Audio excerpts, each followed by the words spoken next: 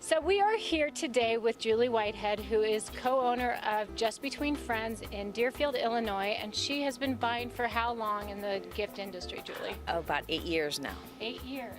Now, for those vendors, you call them vendors, we call them inventors, manufacturers that are looking to get into a boutique-style retail store, what would be some of your advice that you would give them when you're meeting them in a virtual trade show setting?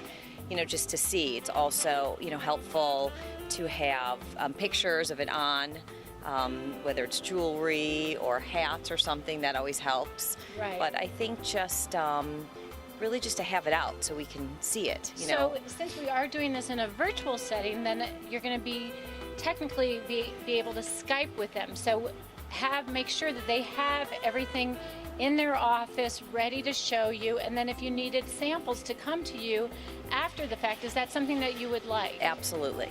So samples would be a good thing if there was something that you really wanted to have in your store. We do. There's things that we do buy online as far as jewelry and things, which is nice. It makes it so much easier. Do you determine price if you see something that you think will sell at a different price, or do you really go with what they plan? We try to go with what they plan. We like to stay competitive in the market. We don't want to be too high. We don't want to be too low. So, we do try to, if they have a ballpark of what they like to sell it for retail, we try and go with what they recommend. So keep that in mind that, the boutique style stores are going to be really mindful of your price point.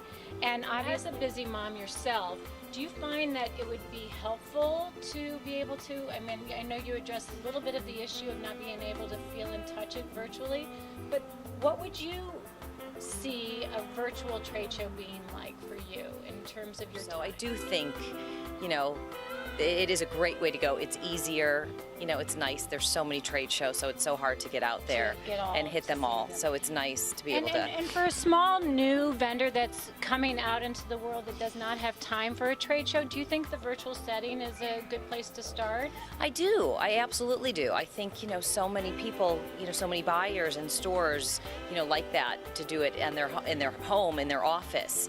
But yes, I think too, if they could send samples or have something like that, I do think that would make things a little easier to buy. So I think Julie gave us some really great advice. She talked about, perhaps sending samples if a buyer is interested. Don't be afraid of that. Make sure you have products to display. Right.